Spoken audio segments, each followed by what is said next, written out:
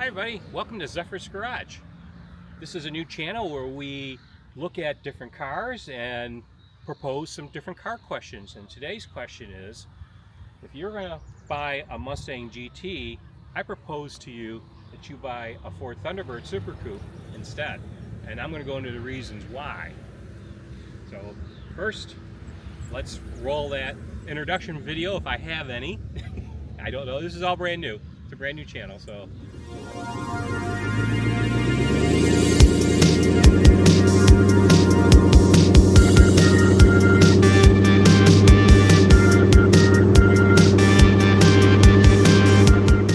But my proposal is that if you're going to spend the money, let's say $20,000, that will buy a car like this.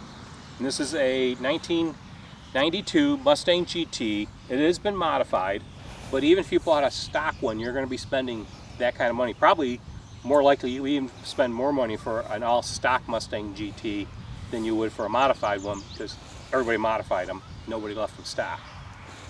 This is a 1989 Ford Thunderbird, so they're very comparable in age, and this car was built alongside the Mustang for a number of years. So I propose you buy a Ford Thunderbird Super Coupe instead of a Mustang GT. I think you get a lot more car for your money. This car, like I said, cost us $11,000. It is completely stock. It is a very low mileage. In fact, these both cars have about the same mileage on them. This is a very low mileage example. And the Super Coupe, if you're comparing this car to a Mustang GT and they were both stock, the Super Coupe is about the same amount of horsepower. It is a larger vehicle. It's a little bit more roomy. It comes with a lot more amenities than the Mustang would. It's a much more comfortable car to drive and ride in. And it's also a much sportier car. Now, the other thing about this car that I would propose to you is you're not going to see yourself parked next to 20 more of them at a car show. You might be the only one there. This car here, you take it to a car show, there's usually about 10 to 20 of them you're going to be parked next to. You're not going to see a lot of Thunderbirds. So now we're going to ask Diane her opinion from a woman's perspective. What do you like? Well, of course, as a woman, I like to be comfortable when I drive, so my choice would be the Thunderbird. It gives you a lot of space, and it's just more comfortable to ride in. I've gotten past the stage, I guess, where I like a real sporty car, and the Mustang, while it's a very pretty car, and today is the first time I drove it in many years. So it's fun to drive. It's a little loud, but it was fun to drive. And being a convertible on a nice day, you know, you take it out and, you know, the wind is blowing and your hair is blowing in the breeze. So it's a lot of fun. And it's a fun car. But if you like luxury, some comfort, and, you know, just to, you know, have a nice ride, I would take the Thunderbird. And hopefully, someday soon, I will get a chance to drive it myself. But I look forward to driving it. It is a bigger car than we've had in quite some time. If most of you follow our other channel or just know that our other car is a Ford Focus ST, we also have the truck which we use to pull our trailer. So other than the truck, this is, you know, one of the largest vehicles I will ever get a chance to drive. Diane's going to drive the Thunderbird for the first time. Let's see how this goes.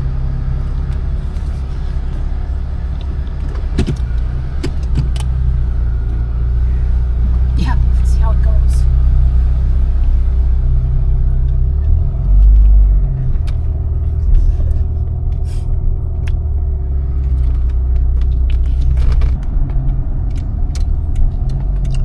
But you don't see your front end. No, I don't see the front end when I'm sitting there either. Ooh, a little chipmunk.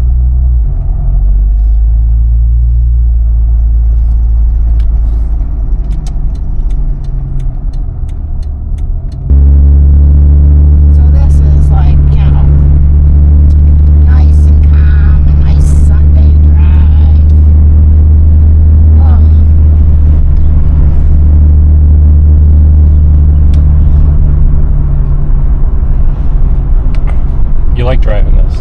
This is nice. I would just have to remember how big it is compared to the Focus. Yeah. You have a lot more car around you. Yeah. Especially in front of you than what you realize. Right. This is the view out the windshield. But I don't really like to get, I don't really drive up on other people. Yeah. And this is definitely a car you park out in the back of the parking lot because it's hard to judge the size of it. Right. Squeeze it into a parking space. It's like the truck. Well, I do that all the time. I learned that from my husband. Yeah. But inevitably, someone always parks next to you. It's true. No matter how far out you are. They probably figure, well, this person's not going to dent my car. Yeah. We'll take it on the expressway. Yeah, and then you can step on it. Try the power. I'll be like April in Yeah. April's garage. Oop, I plugged April's garage.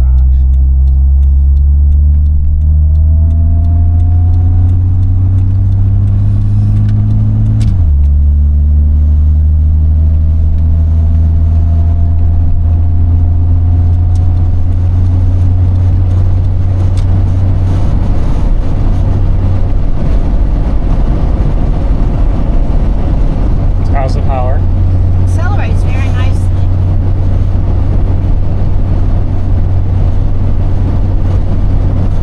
Although you do get spoiled in the newer vehicles, like in the truck, where it tells you exactly how fast you're going. Does this have cruise? Yes. It does. Regular cruise, not the like a truck. Yeah. But yeah, so it has regular gauges, analog gauges. No digital speedometer or anything. But nice big gauges. Yeah, easy to see.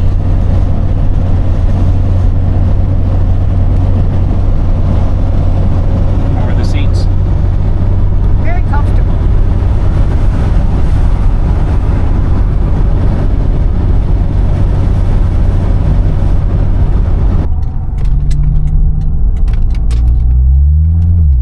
How do you think of the handling? Handles very nicely. Very smooth. Smooth acceleration. Quiet. Very quiet. So you've driven both today. If it's your money and you're buying yourself a performance car, I'd buy the Thunderbird. you'd buy the Thunderbird. Yeah, if I was in a younger age group and you still are in that mindset that you like the noise and, just of a real sportier car, yeah, you're going to pick the Mustang. I think the Mustang has a better known reputation. And if, like you said, you can find a lot more parts to, upgrade it or just replace parts that you need than you can with the Thunderbird Super Coupe. So, if there's parts you need for the Super Coupe, they're probably going to be a little more pricey than for the Mustang. Right. And you're really going to be looking for used parts for this car. Right. You're not going to find much new. Right, and you're probably going to have to, search on eBay or Craigslist or, Right. Now, the one thing I didn't mention in the video is that later models of this, you could get the V8s in them. And you could get the same V8 that the Mustang has. So if you wanted a performance V8 car, there was a couple of years that they produced this car with that motor, and then they did the more modern V8s when those came out. So there were some options in engine besides just turbocharged or supercharged 6-cylinder.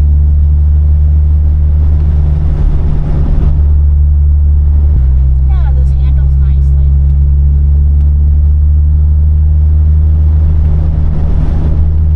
It has a switch here for the shift.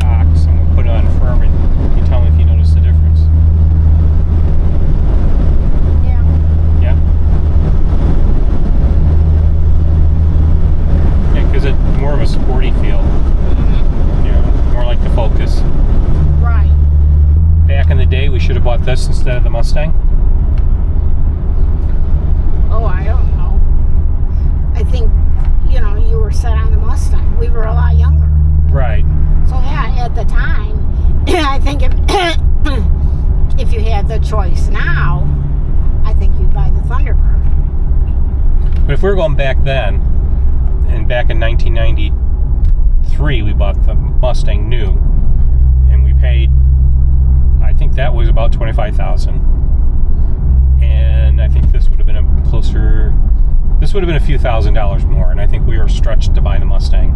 Mm-hmm. At the time. I don't think we could afford one of these. Mm-hmm. And again, we weren't thinking this type of car at that time either. Our age group Yeah, we was were different. a lot younger.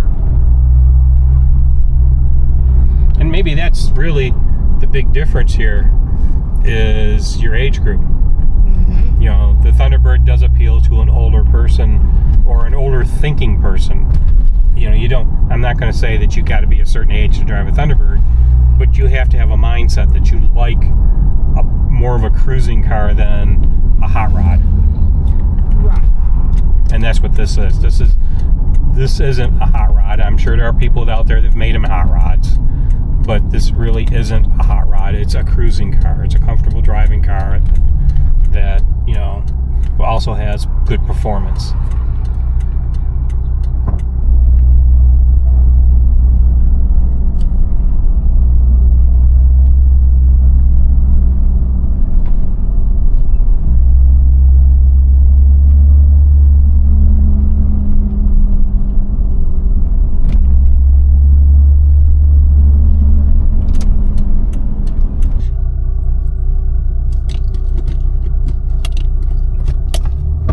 Hopefully the seat will go back. Yeah.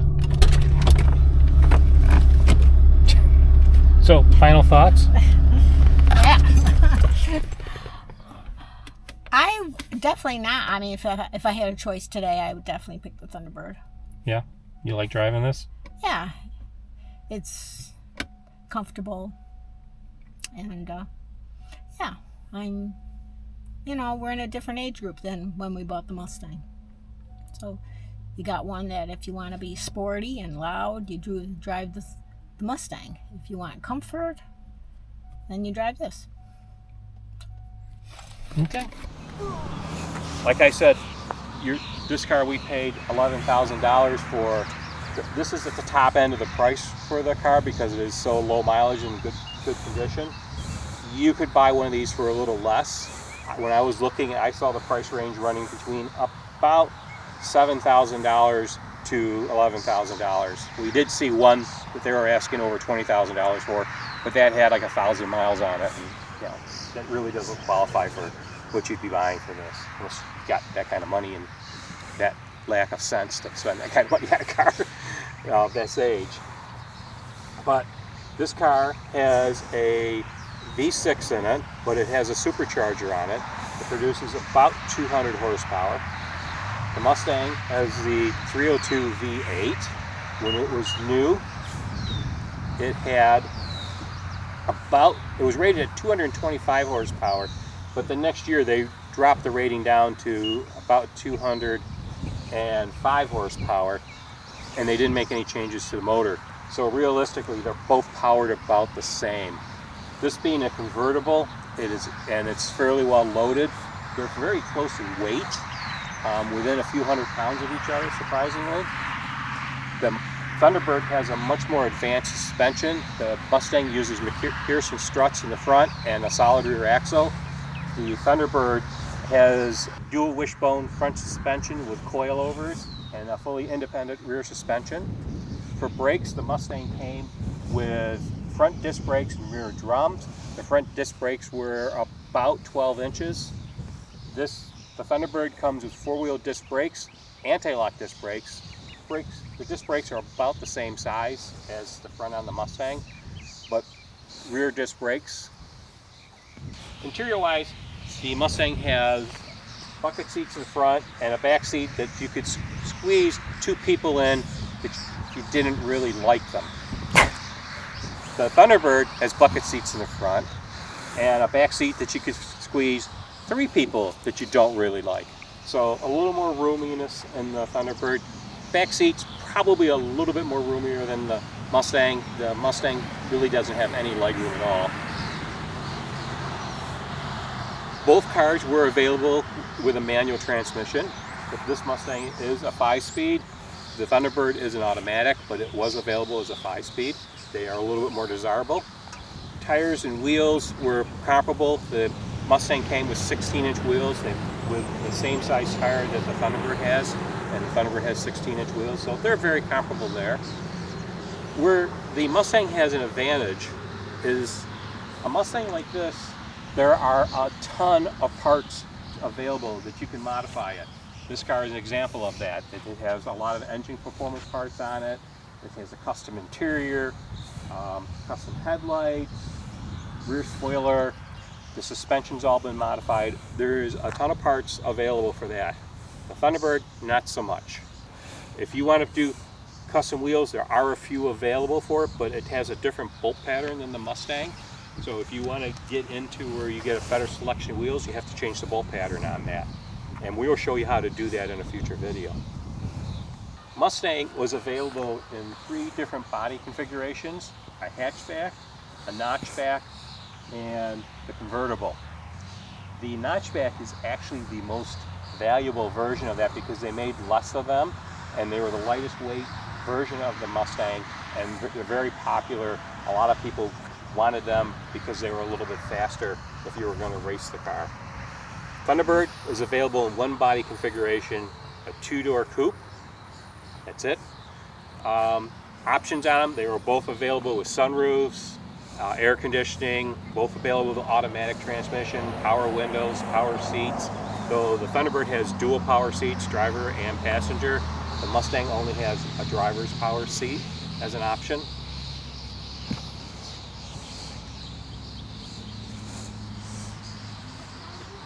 The Thunderbird is, both of these cars are very popular for enthusiasts. The Thunderbird has a long history of Thunderbird clubs that people love, and this Thunderbirds were built for 50 years, so there's a lot of different variations of the car. The Mustang's the same thing. There's a Mustang club. The Mustang was not built for as long. It's about 40 years, and it's continued in production today, so you could still get a new Mustang. It wouldn't fall into our price range for our comparison, but you could get a new Mustang still. The Thunderbird has gone out of production. The different Thunderbirds offer different types of vehicles for different times in its lifestyle. This is one of the more sporty Thunderbirds that they offered. The previous generation had a turbo 4-cylinder engine on it, and it was very comparable to the Mustang because they shared a lot of components. This Thunderbird shared no components with the Mustangs at all. This is still a very sporty car, but it's also a much more luxurious car to ride in. Weren't they a 2-seater when they were first introduced? Yeah. Thunderbird came out as a 2-seater. It was Ford's answer to the Corvette. In 1953, GM brought out the Corvette as a 2-seater sports car. Ford countered 2 years later in 1955 with a 2-seater Thunderbird. That car was very popular and actually outsold the Corvette, and it brought to market a new class of vehicle, which is a personal luxury car. And that's what the original Thunderbirds were. The Corvette was more of a sports car. The Thunderbird was more of a luxury car, even though it was a 2-seater. They built the 2-seater for 3 years, between 1955 to 1957. In 1958, they brought out a 4-seater Thunderbird, which sold twice as many as the 2-seater because a lot of people wanted the idea of a Thunderbird, a personal luxury car, but there wasn't room for their family. They needed a back seat, so when they put a back seat into it, they were much more popular. Throughout the years, there was different variations of Thunderbird. They went more luxurious and more upscale during the 60s, and at the end of the 60s, the Thunderbird shared a platform with the Lincoln Continental. It was a large luxury car. That was built through the 70s, and then at the end of the 70s and into the 80s, they started to downsize the Thunderbird, and that's when it went onto a platform that was very similar to the Mustang. And they had a smaller, lighter car throughout the 70s and into the 80s, and then this model came out. This model was actually built to compete with BMWs. Even though personal luxury cars were still being offered by the other US manufacturers. Chevrolet had the Monte Carlo, Pontiac had the Grand Prix, Buick had the Regal. This car was actually designed not to compete with them, because those cars had downsized and become front-wheel drive cars. Ford kept this as a rear-wheel drive car and built the suspension up and everything with a target of a BMW M6. So this car is very European riding. It's very smooth. It has options like adjustable shock absorbers, so they can be gone from a real soft setting to a real stiff setting just by a switch on the console. It is a very nice car. It's really a cruiser. So if you want a car to go fast, make a lot of noise, and you want to be that kid that you weren't in high school as an adult, then this is your car. But you're going to spend a little bit more money. It's going to make a lot more noise, and everyone's going to look at you. Thunderbird, you're going to be much more comfortable. It's going to be quieter, and only the people who really know what this is will be looking at you. Everybody else will just think it's a nice sedan. You're going to know that this is really a nice performance car. They built this generation of Thunderbird, which is referred to by Thunderbird enthusiasts as the Super Coupe generation. It was the 10th model of Thunderbird that came out.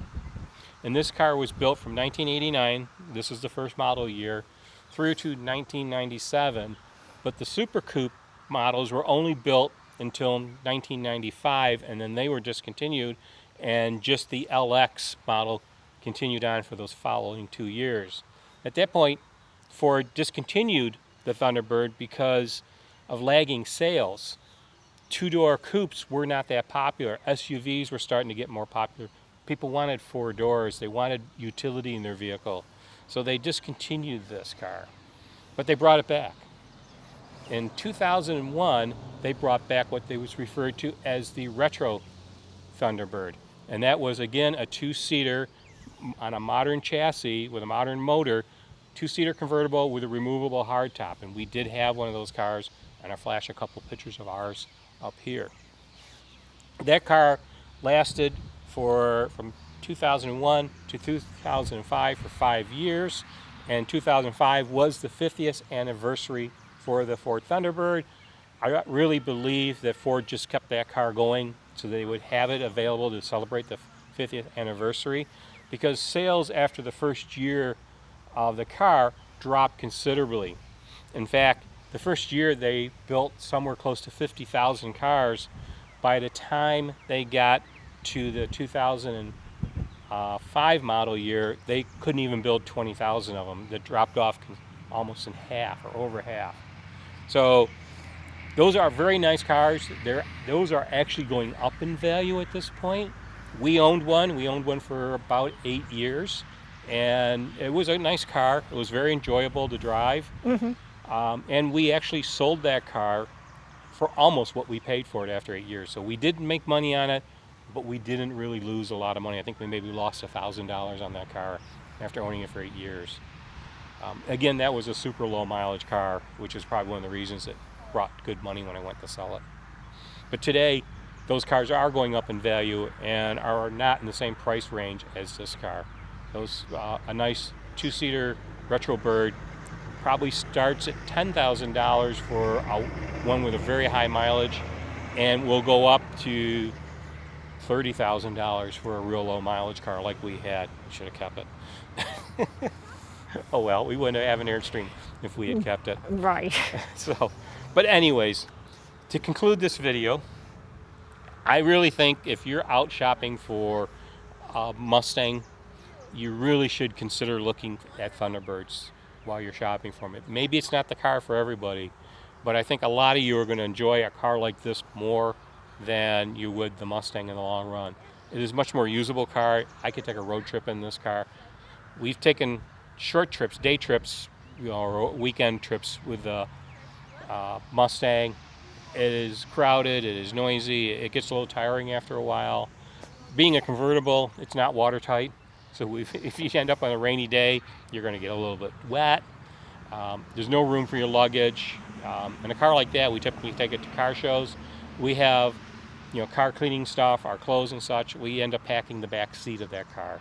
This car, everything would easily fit in the trunk. So, it is a good car if you like to go to car shows. It gets a lot of attention. yes, yeah, the Mustang does get a lot of attention. This car probably won't. We haven't taken it to a car show yet. Right. I don't know if it will get as much attention. It will get attention for people who know what it is. A lot of people won't know what this car is, and will probably just look by it and think it's Grandpa's car. Right, right. But it is to me, it is a very nice performance car with a European flair to it. Because again, I said it, they're marketing this car against BMWs, not the domestic cars. So I think this is a really nice car to have and drive. Right. I think so too. And as the auto industry moves more into SUVs and trucks and so forth, these will become limited. Anything in the 60s and the 70s. Excuse me. Cars like this, cars, not SUVs and trucks, are going to become more and more rare. Right. You're not going to see cars like that, and especially two-door cars. That people are just, two-door cars have become out of favor, and people want, for their daily driver, want utility in their vehicles, and they don't buy or look at two-door cars. But for a sporty car aspect, you can't go wrong with a nice two-door coupe. Right, and these older vehicles too are becoming obsolete, especially if you are a mechanic and like to work on vehicles. Probably most of you know that the vehicles nowadays, really, you can't work on them. So that is another thing in favor of getting an older vehicle, something you can work on, you can make your own, and get a lot of fun and pleasure out of it. Yeah, this car is still very analog as far as mechanically. But it's kind of hits that sweet spot because it does have a lot of contemporary luxury to it, except for cup holders. Yeah. It does not have any cup holders. No, and the Mustang doesn't either, so. Right. But so that's one thing you're going to give up on an older car is your cup holders. But they are unique, they stand out in a crowd, and a lot of fun to take to car shows. Yeah, exactly. Where you meet a lot of interesting people and get a lot of good information. So, yeah, they are a lot of fun. Well, we hope you enjoyed this video. If you did, please consider subscribing to Zephyr's Garage. We're a new channel, and we want to get everyone into this community. We have other videos planned like this, including a more in-depth look at the Mustang in a future video. We'll walk you through everything that's been done on that car, so stay tuned for that. I've also got some friends with cars I'm going to feature on this channel, and you're going to like a lot of them.